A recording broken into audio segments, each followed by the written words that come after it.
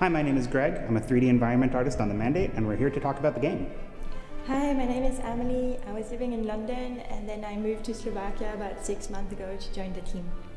I'm originally from New York. I've been working in games for about 5 years, working at Carnegie Mellon and some couple of other game studios. I joined the project about halfway through the Kickstarter. If you've seen the David Bradley trailer, then that's where I kind of came in. So that was like the first thing I did on the project. And I've been just making really cool art since then.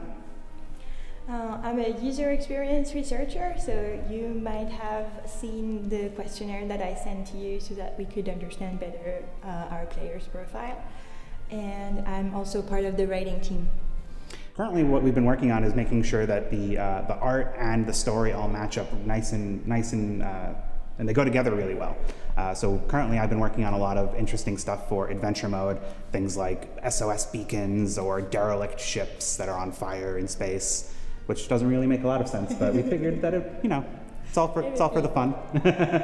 Yeah, so since I arrived, we've been reworking the main storyline, and we've written down the main story arc. We've added a prologue to that so that there is a more personal reason for our player to go out in the French cluster and investigate the background conflict that is taking place around there. And that's why Greg was talking to you about a derelict ship. Yeah, we were wanting to really make sure that the story is really engaging for this game, and that required a lot of really unique and interesting art elements to be able to kind of like really push that experience, so that when you're flying around in space, you really feel like you're looking at not just 3D models or textures or whatever, but you're really kind of exploring this kind of massive world. Yeah, one of the things that we've reworked on more recently was the personality of each of the factions, for example, and figure out how the visual could really respond to what we wanted each of the factions to feel like. So you've probably heard of the Arkwright, for example, and we kind of really like them, the both of us. And so the Arkwright people are how can we say, they're the new nobility kind of thing, but at the same time, they build really sturdy things and really good ships. They have a great reputation, but they're a bit snobbish kind of people. And so the dialogue is trying to voice these personalities, but also definitely the visuals that the artists are creating. Yeah. We wanted to make sure that each faction really has a unique sort of element to them. So, we have the Arkwrights, and we also have the Osmani, we have their leader behind me, Sultana Sadit. And we really wanted to kind of make each of them unique. So we spent a lot of time really fleshing out your ship bridge, where you're going to spend a lot of time, and how kind of your window to the rest of the universe, also where you're going to get missions from your officers. As well as other people like the Romanov, the Mandate, and all sorts of different factions. Each of them, we really wanted to make sure that not only do they have a unique visual style, but they have a really unique elements into the story. Yeah, so another aspect of the story that we've been working on recently is how to provide ways for the players to really bond with each of the officers on your crew. So you're going to have crew background missions as well as traits missions, and this are at the core of the interactions with each of your crew members. So you'll be able, when you're on the bridge, to pick up these crew missions from your officers, and depending on how you behave during those crew missions with them, you'll develop a stronger or a weaker bond with each of them, and that will lead them to develop some personality traits. Yeah. Which will be really interesting if you ally with one specific faction, and then you have officers of another faction on your bridge. That can create some interesting tension that can kind of impact gameplay. So it really is going to allow for a lot of dynamic scenarios, and allow for the player to really kind of make allegiances and form strong bonds with their officers, which is something that we really wanted to focus on. Yeah, it's also a way for us to put more emotions into our story, because if you have a way to bond with your officers, and then something happens through a mission or something, or you get to know really who they are, then it's more than just simple storytelling. We want the player to feel something for those guys, and to have really strong decisions to make if they want to recruit a new person that might have different skills.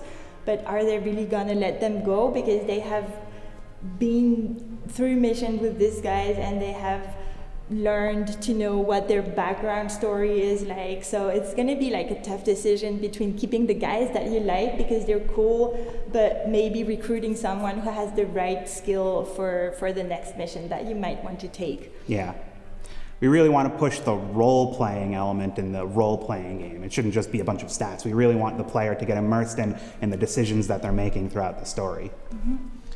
On the UX side of things, I've also worked with game designers to improve the UI of different elements of the game.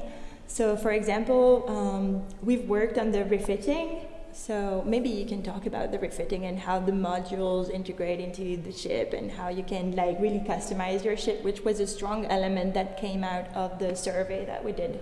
Yeah. We really wanted to make sure that the player has a lot of customization with how they're able to approach situations with their ship. So for example, currently one of the things that I've really been working on is making all the different ship weapons for space combat. We want to make sure that the player has a wide variety of weapons that they can choose. So if you want to use torpedoes to kind of be like a sniper off in the distance, you're able to do that. Or if you want to have point defenses or rockets, missile launchers, rail guns, all sorts of different things. Really being able to make it so that the player is able to kind of choose the method that allows them to play how they want to. And then on top of that, there's also modules that the player can add onto their ship, which will modify the various skills that their officers give them, or various kind of bonuses to the ship. Yeah, so the ship capabilities and the officer skills should really like create a mix that will allow the player to express through a specific gameplay. And so when you're docking at the station, you'll have access to this refitting interface where you can compare the different stats from having one module or having a different one. And another interface that we've been working on that you will be able to access also when you're docking at a starbase is the trading interface. So player will be able to trade when they get when they dock on a starbase or when they orbit a planet. And we've recently reworked how you can bargain what you want to sell or what you want to buy with the people there. And depending on the starbase or depending on where you are in the cluster, there are some different needs and resources. So we've worked on making this clear to the player so that he knows that, for example, if he has such things in his cargoes and he goes to a planet where the things that he's got in his cargo are needed, then he can get a better price for them and he can trade more things and stuff like that. So it'll essentially allow the player to have a really interesting economy in the game. The player will be able to kind of, if they want to be a warlord and just fight all the time, you can do that. And if you want to rack up all of this cool money to be able to buy the best ship weapons and best ship parts and everything, you're going to be able to do that. It kind of gives you a kind of almost like a what are you buying, what are you selling exactly. kind of aspect to the game. And the way that you have allied with the different faction is also going to influence this. So for example, if you're super friendly with our Arkwright friends, then you're going to be able to get modules from them, or you'll get a better price if you want to buy an Arkwright ship, or you might want to do favors through the side missions to improve your faction standing with those guys before you go and buy like a ship from them. Yeah. And if you do missions for the Arkwright faction, then you might get blueprints that will allow you to build the more powerful Arkwright ships. Mm-hmm. So you kind of it's a way that we're kind of plugging in player progression as well as player customization to allow them to really feel like there's a lot of stuff that they're going to be able to do. And that's just going to be part of the customization. There's also going to be a really in-depth sort of exploration aspect to the game where we're going to have these cool sort of like data caches that have audio logs or text logs that the player can learn a lot more about the story from. For example, if you wanted to find out more about a specific, you might come across a bunch of derelict ships all floating around in space, and there's a data cache there, and you might find out that there was a really interesting battle that killed off an important lore character that that might have been spoken about previously, or you might find some cool You might find some cool blueprints there or something. Yeah, so we've spent a fair amount of time writing lore for different pieces of the story. So there is lore for the planets. So there is like a historical lore that tells, what each of the planet is like, how it's inhabited, if it's inhabited. There is lore as well for all of the main secondary and tertiary characters of our story. And there is lore for your crew officers, of course.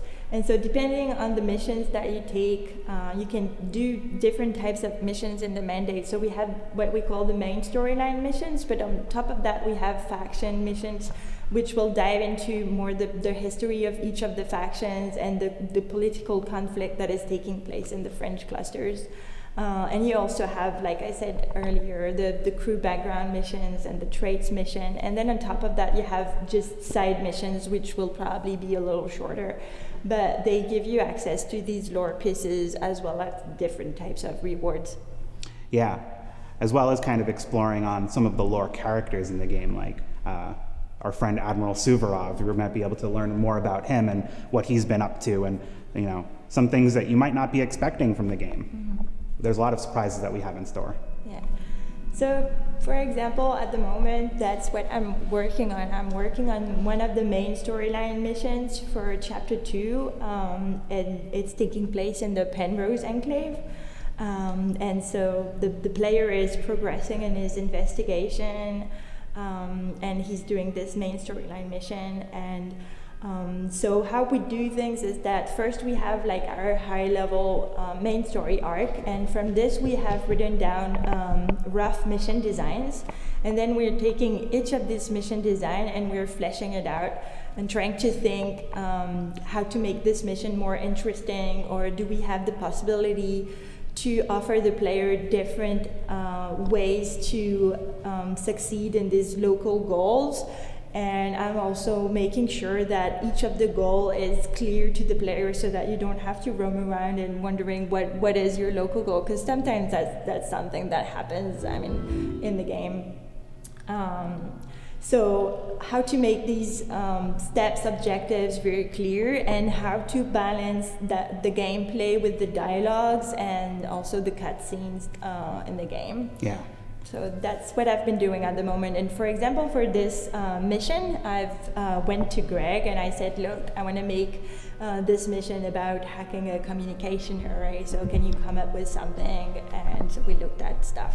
Yeah. Pretty much, Amy came to me and said we need this communications array, and I said, all right, what's the purpose of it, and what do we want to use it for?